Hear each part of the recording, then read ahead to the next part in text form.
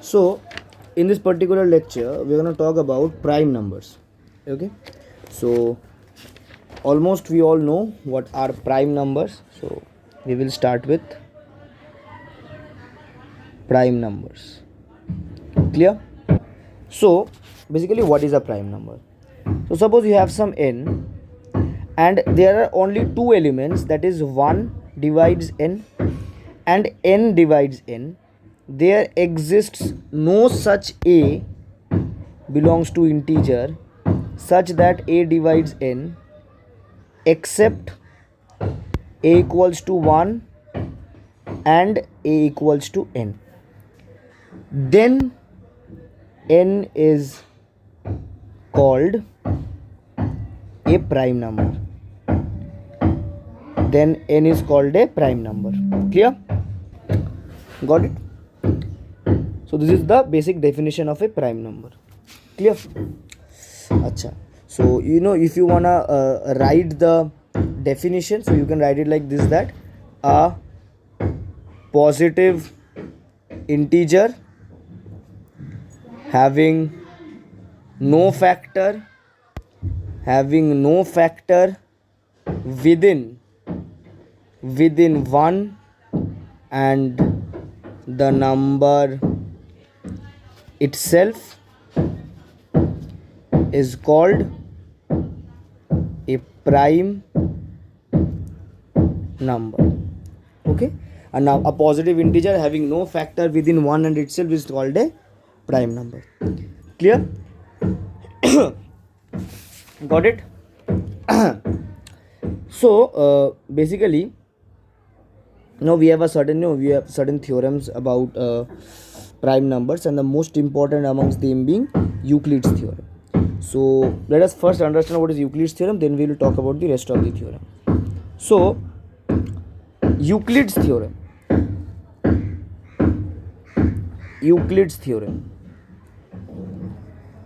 So let me change the color of the pen.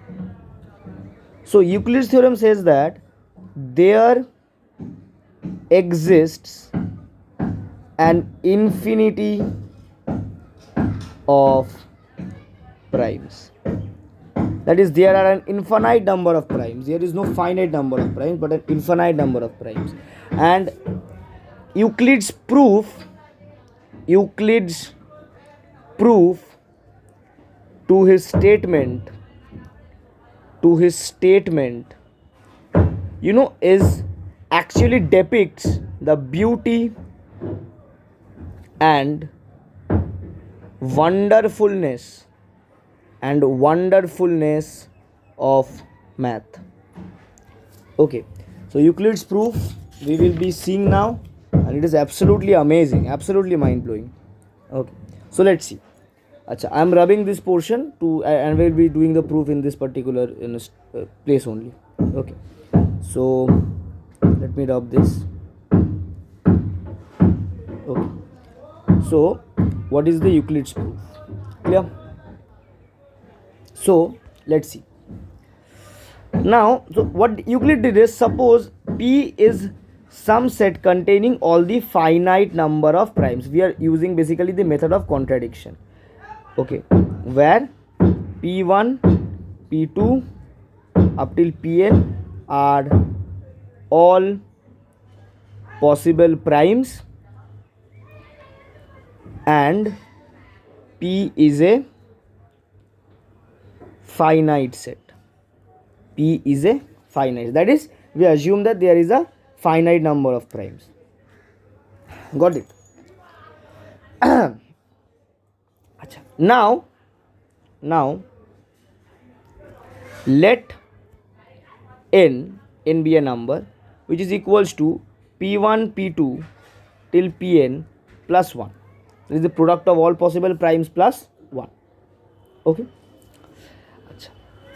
Now from here see, therefore n does not belong to P, that is the set P, because as n is greater than x belongs to P, that is n is greater than all the elements of P, because n is the product of all the elements of P plus 1. So n is surely greater than all the elements of P. and since there are only this much prime number, so n cannot be prime. That implies to n is composite. N is composite. Clear? Okay. Now see one thing here. What happens is that now if we are able to show that n has no factor within say within n and 1, then we can prove actually that n is not composite but prime. So how can we show this? Let me move on to a new page. So n is equals to p1 p2 till pn plus 1. That can also be written as pi times p1 p2. Let's say we have pi minus 1, pi plus 1 till pn plus 1. Clear? So we just extracted a pi outside. Got it? Clear? So from here we can say that n is not divisible by any prime number. N is not divisible by any prime number because it always has a particular, it always has 1 as the remainder. So n always has a remainder 1 when divided by any prime number p. Okay. Now we know any composite number has at least one prime factor. Any composite number has at least one prime factor. This is only the part of the fundamental theory of arithmetic.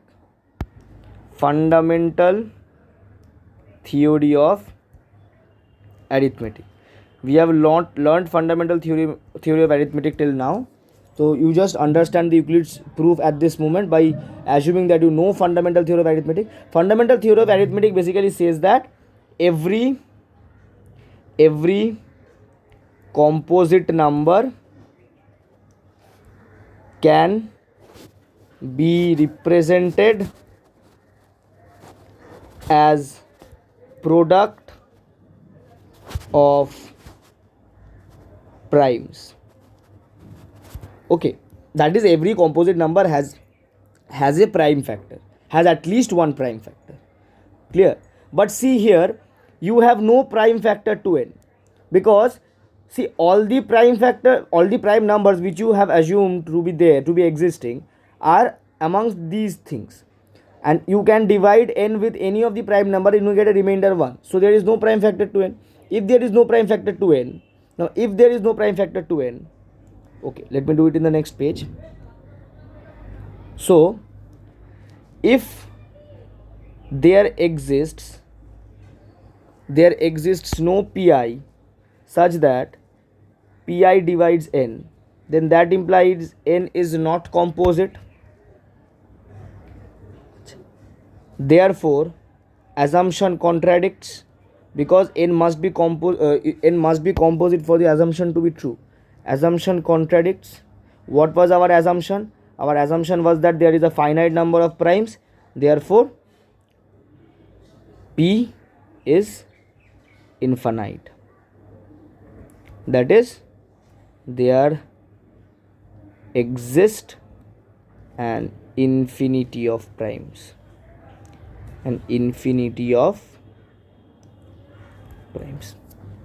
This was actually the Euclid's proof. We have not learned fundamental theory of arithmetic. We will be learning it soon. Don't worry. Okay. This is the fundamental theory of arithmetic. Okay. Acha. Next, let us learn about one particular lemma. So what is a lemma? Unproven theorem. So the lemma says that if n is prime and n equals to ab, for a and b being positive integers, then 1, not, let us not include 0 at this moment. So let me rub this portion. So basically, 1 a and b n. Okay, so this is the actual case. Got it? So both a and b must be between 1 and n. Now what is the reason behind that? See, if a equals to 1, then b equals to n, therefore n becomes prime, because it is only having two factors, 1 and n. Similarly, if a equals to n, b becomes 1, that means the only factors are n and 1, therefore again n becomes prime, but n needs to be composite. So n and 1 cannot be the only factors. N and 1 cannot be only factors. So if n has a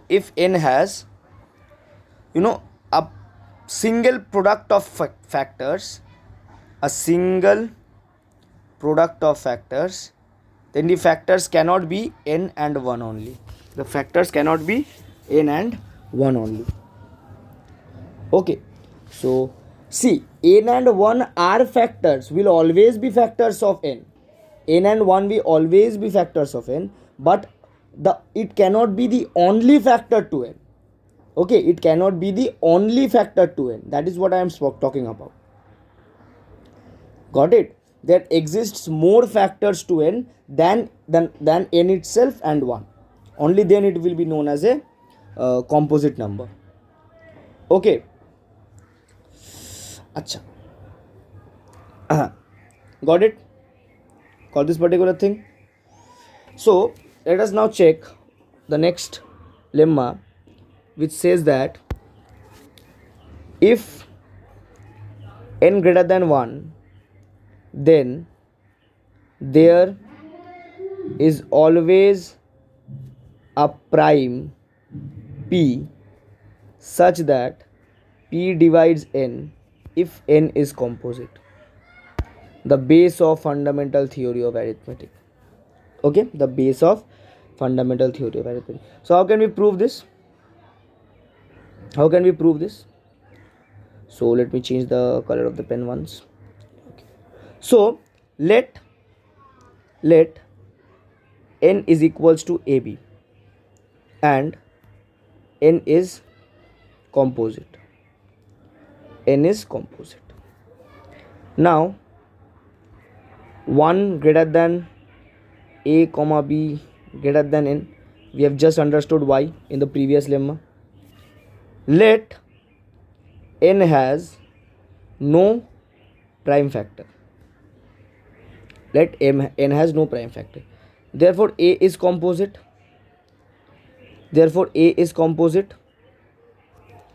Okay. But see, a is composite in nature. Now see, if a is composite, so a can be further written as a product of two more factors, say cd, such that c and d, they are both between 1 and a. And in this way, if we keep on assuming that n has no prime factors and every factor of it actually is composite in nature, so this thing will go on, and what will happen is that, see, since we are talking about positive factors,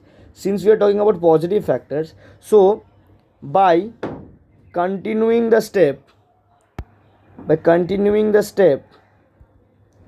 we will reach the lowest values of the positive integer set, that is 1, 2 and 3. We will reach any of them. If one factor reaches 1, then it will bring up the whole proof to say that this b becomes n, and if this b becomes n, then we can get that n becomes prime number. So n is no more composite. So for n to be composite, it must have a prime factor. If something becomes 2, then it is automatically proven that n automatically has a prime factor actually. Got it? Well ordering principle. What does the well ordering principle say?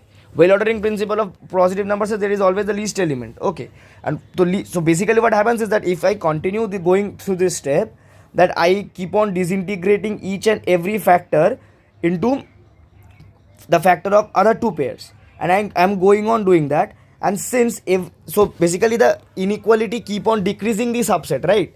The inequality keep on decreasing the subset, and by keeping on decreasing the subset, once we will reach the lowest possible values of the set of all positive integers, and ultimately we will either reach a prime number or we will be reaching 1. As soon as we will be reaching 1, we will inversely getting proven that one of the factors become prime.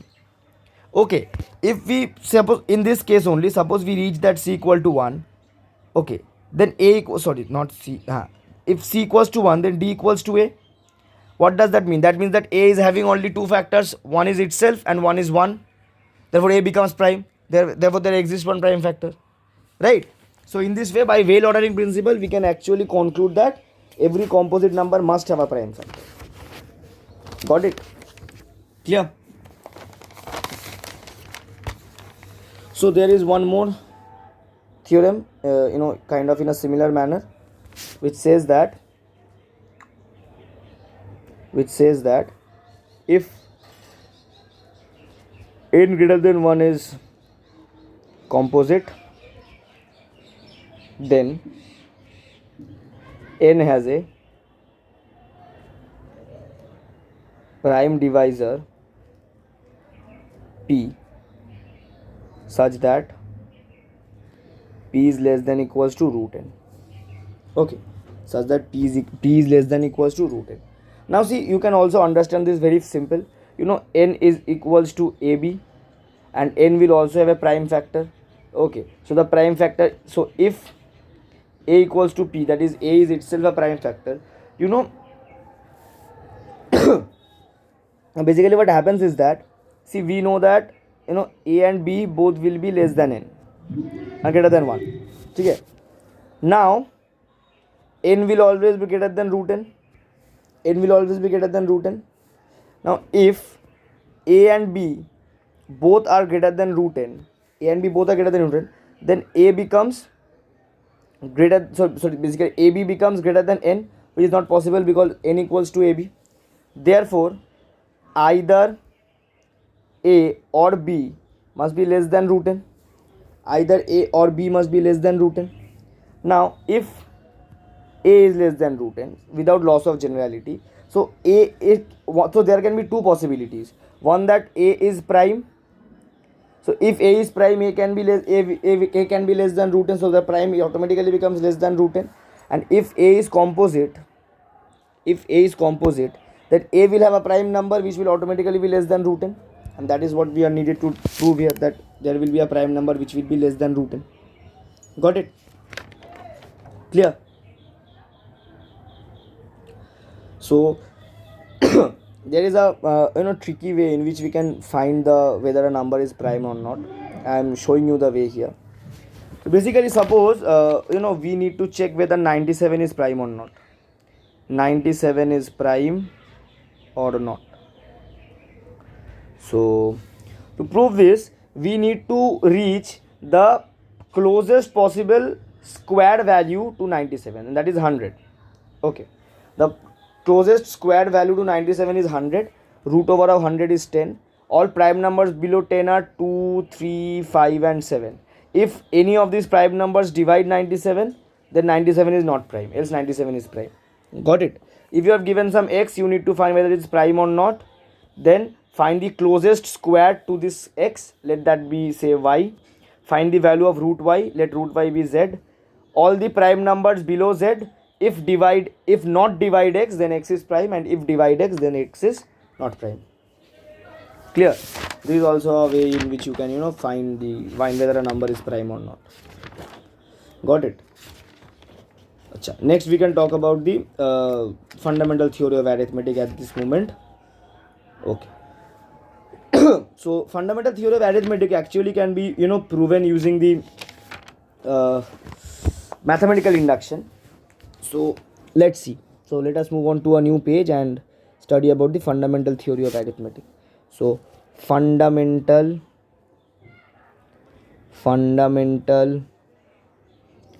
theory of arithmetic. Okay. Acha, what is the statement of the fundamental theory of arithmetic? So fundamental theory of arithmetic actually speaks that according to fundamental theory of arithmetic, every integer greater than 1 can be factorized uniquely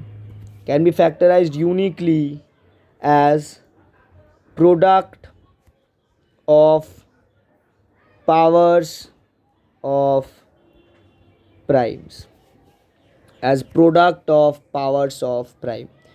this is pretty much easy to understand. You can suppose you have 6, so 6 can be written as 2 times 3, 12 can be written as 2 squared times 3, right? So product of primes, we can factorize any composite number, or any number greater than 1 into a product of powers of primes. Okay, this can be written 2 times 2 to the power 1 into 3 to the power 1, right? Okay, so we will be proving the fundamental theory of arithmetic at this moment. Acha, so let's see how can we prove this. So before proving the fundamental theory of arithmetic, we will prove some more lemmas, and then we will be moving on to the fundamental theory of arithmetic. Clear? Acha, first let us check the first lemma. So the first lemma says that if P is prime and P divides AB, then P divides A or P divides B. Reason behind is that GCD of P and A or GCD of P and B will be 1. Okay. Prime numbers basically have a co-prime to other number. You cannot find a common divisor to 3 and 4. Okay, the only common divisor to 3 and 4 will be 1, nothing else. Okay, unless see, basically the thing is that GCD of P and A equals to P if A is of the form PK, nothing else. Okay, but since P divides AB, so either of them will be true. That is, GCD of either GCD of PA will be 1 or GCD of PB will be 1. Otherwise, this statement won't be true. If GCD of PA will be 1, then P will divide B. If GCD of B will be 1, then P will divide A. Got it? That is the only concept. Okay. Acha. Let us take the next theorem. So we'll move on to the next page. The next theorem says that if P is prime and A1, A2, A3 and so on up till An all greater than 1 be integers. Okay, so this is the statement we have. So if P divides A1, A2 and the product of all these integers, then P divides AI for at least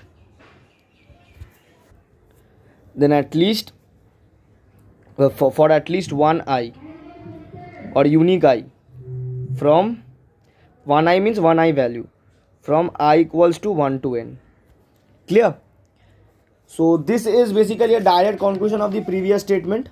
This is actually a direct conclusion of the, see, in the previous one, what is, if P divides AB, then P divides A or P divides B. Same thing goes here. See, if P divides A1, A2 till AN, then we can write this statement as P divides AI times A1, A2 till, AI minus 1, AI plus 1 and going all till AN. So either P divides this or P divides this. Now if P divides this, we can again disintegrate this into product of one prime number and the rest of the numbers. Okay, then again we will be going through the same step and so on. So okay, so in this way we can actually prove this, or we have one more method of proving it, that is by using the mathematical induction. Okay, actually we need to prove it. So this was actually the induction hypothesis step of mathematical induction. I'm showing you that step itself. Okay, so so basically, so for n equals to 1, Okay, P will divide A1 as A1 is composite. So every composite number has at least one prime factor. Okay, every composite number has at least one prime factor. Got it? Acha. Okay, clear? Or basically, if you know, if AI was not composite, then AI would be equals to P. A number is either prime or not prime. Okay, so basically we are actually proving this particular things for composite numbers. Actually we are proving these things for composite numbers, because prime numbers have only two factors. One is the number itself and one is 1. So actually we, you study all these proofs which I will be showing now by considering each and every integer as a composite number. Okay, so AI is composite number here. So then we can say that P divides AI. Okay, now let P divide A1, A2 till AK for n equals to K. For n equals to K plus 1, we can write that so we can write it as A1, A2 till AK plus 1. We can disintegrate this, so that implies that P either divides A1, A2, AK, or P divides AK plus 1. Okay, so these two will either happen, either P divides this or P divides this, right? Clear? So basically what happens here is that now we have considered this portion to be true. Okay, so basically actually this is holding, right? The concept is holding. See, we have considered this to be true. Now if the series of the numbers were this, then we can disintegrate this number into these two sets. One is the product till k primes, and then is the k plus 1 prime. Okay, and we have, in the earlier theorem we have studied that if you have product of two numbers, sorry, not primes, composite, no, sorry, not prime numbers, composite, I'm very sorry. So if you have product of two composite numbers, then basically either one of the composite number is divisible by or the other number is divisible by P. So P can divide this, as we have already considered this to be true. So by induction hypothesis, this is true for n equals to k plus 1 because of the theorem which we proved earlier to this one, and hence this theorem is true. So now we move on to the last final theorem, fundamental theorem. So how to prove the fundamental theorem basically? So see, basically what happens is that, according to fundamental theorem, any number can be represented in this way: p1 to the power a, p2 to the power b, till pn to the power, say, x, or say r itself. Okay, and p1 will be less than equals to p2 less than, or let us not less than equals to, they will be unique, basically they will be unique. So p1 less than p2 less than p3 in this manner. So this is basically the fundamental theorem arithmetic. Clear? Now what happens is that if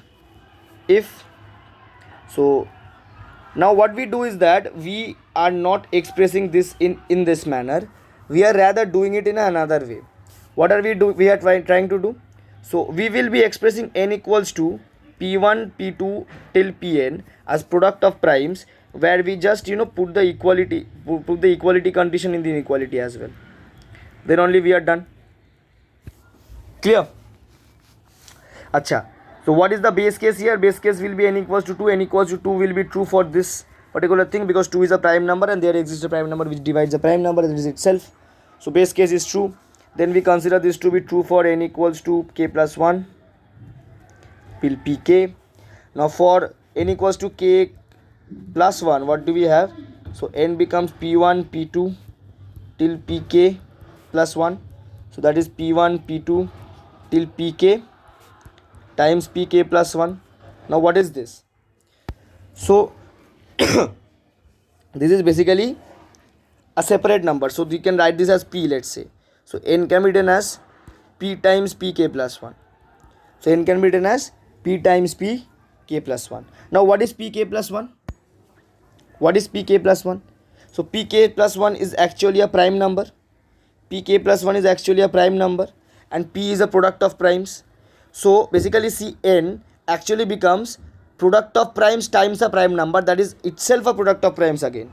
Okay, product of prime times a prime number is still a product of prime. Clear?